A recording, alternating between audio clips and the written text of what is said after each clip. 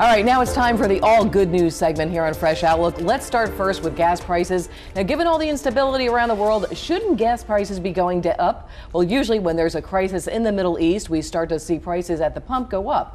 But the U.S. Energy Information Administration says, despite record levels of demand for U.S. crude oil, we are actually paying less. Now, there's finally some good news. All right, how about that? Are you pretty excited about that? I mean, I don't drive. I don't have a car here, so that's right. That's happy right. for all of you. That's no, but if you look right now, it's August. Usually, right now we'd be around $4 a gallon. We were expecting that peak in the summer. It didn't come, and you know it's still hard to think of $3.19 a gallon here in New Jersey as being cheap. But certainly after we've seen $3.94 in some cases in Connecticut with their gas tax, this is a welcome.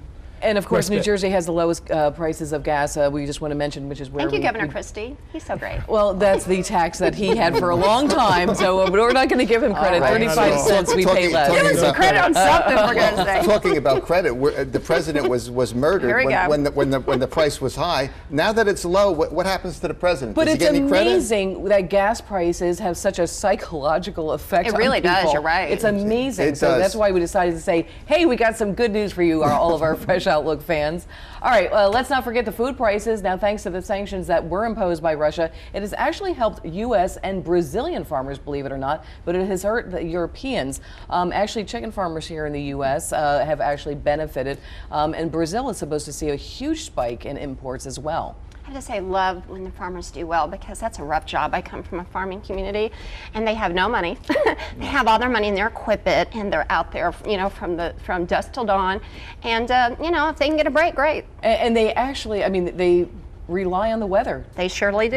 You're right. You know, underappreciated. Way folks, underappreciated. And I think it's time that we take a look at that. We can all agree on that. We've heard a lot from Whoopi Goldberg this week. Of course, she was commenting on Robin Williams. He was a dear friend to her. She was also commenting on teacher tenure, and I know you had some thoughts on that, Dr. Williams. Very irresponsible comments on the part of Whoopi Goldberg. She conflated university tenure with what is extended to teachers at the K through 12 level, which is simply a grant of due process. So it was really unfortunate, and of course she got the appropriate backlash from the nation's teachers who said, look, get your facts straight and understand that these are dedicated professionals and they have that protection in place because they do a job that really that allows them to do their job well. I couldn't agree more. I do have a teaching background, as you know, so was a former teacher. But yeah, a little irresponsible, and I think she might have learned her lesson on that one. Well, she was not a good spokesperson for that cause. However, I do get the arguments, like you shouldn't have tenure if you're a bad teacher. That should not protect bad teachers. And there are bad teachers. So I think there's an argument for that, but she was not the one to make it. But you should know what you're talking about. Exactly. Thank you very much. And she did. And she is going to be, she made no point. Just a little side note, in the next couple of weeks, she's going to be starting the 18th season of The View. She's the only one coming back, the only person that everybody else are newbies. So it's going to be interesting. Interviewing all types of people. I wanted to get Dee Dee this job. Don't get me wrong. I'm ready to step up. No problem. Dee Dee would be great, but I'd love for Whoopi to get a teacher, or at least have a show dedicated to teachers. We're both going in. Rosie and Whoopi are out. We're in. I'm hoping for a psychologist on the show. That's what I'm saying. Okay, well, all right. Well, we'll see what we can do. We'll find a spot for you. This is the new view, everybody. The new view right here.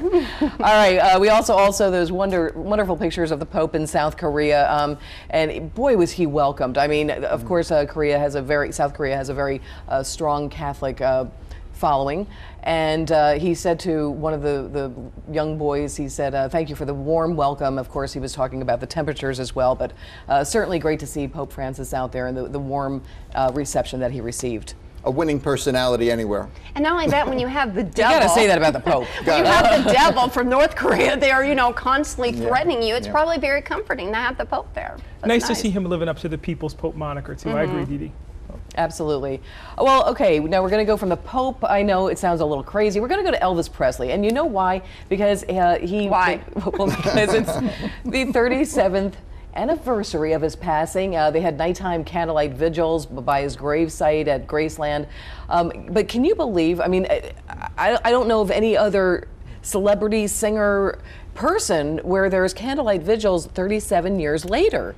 Yeah, there's something about that. I mean, you know, I agree with you. Have you ever been to Graceland? I was there about 3 years ago. Yeah, boy, it's not the best taste, you know, decor. Like they have the jungle room, they've got the shag carpeting. It's crazy, but people go there, and they go there every single year.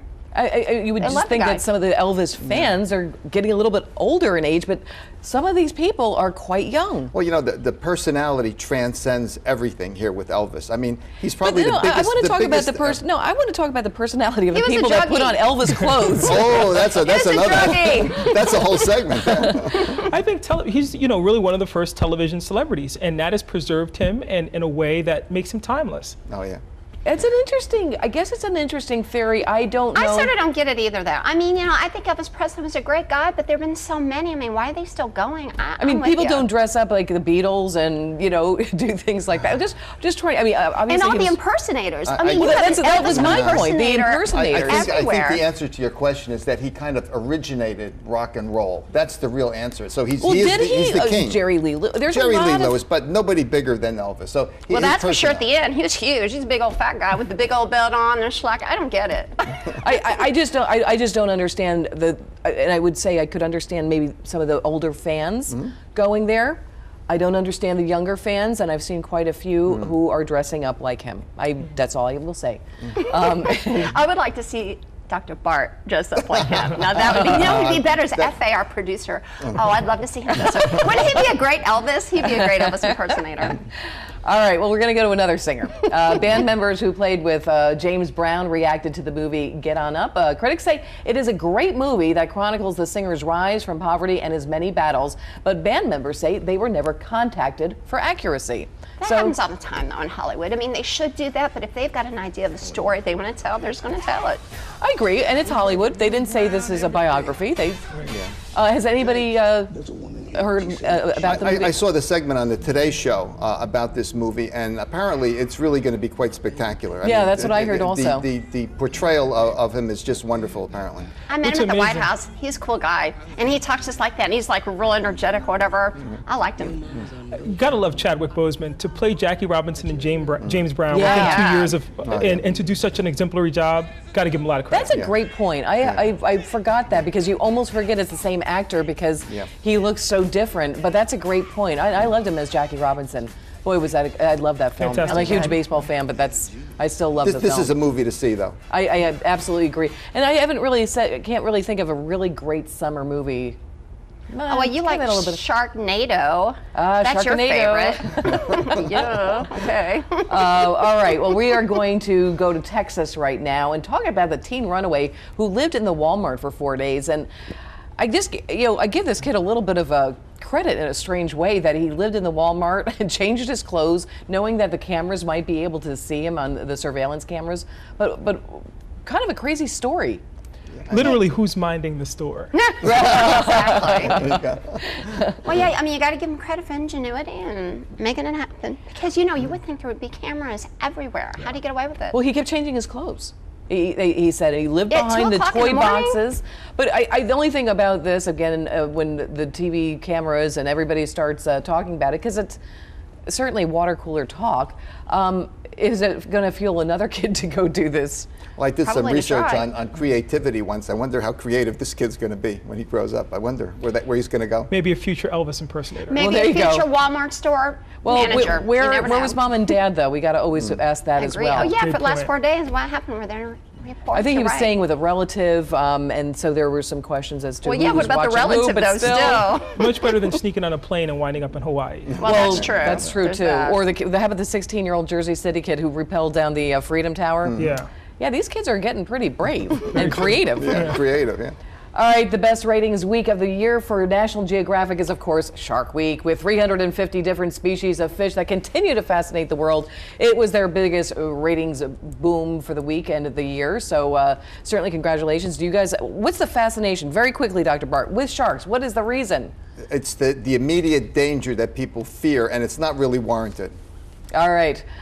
We want to thank you. We want to thank Dr. Williams and congratulate you on your promotion. Dee Dee, as always, thank you. And we want to thank you and leave you with this amazing picture of a rescue from New Jersey. And it is actually of a giant turtle. So that is our favorite picture of the week. That's it for the show. I'm Mia Toschi. Before we do go, we do want to tell you that Fresh Outlook, our program, has been nominated for 2 Emmy Awards this year. And as everyone knows, there is no I in team. We want to congratulate our production staff, our cameramen, producer F.A., associate producer Alyssa Cutler, my co-host Dee Dee, and our wonderful guests who contribute each week to Fresh Outlook and give us their fresh outlooks each week. So thank you. This is certainly a nomination for everyone. And we're going to win.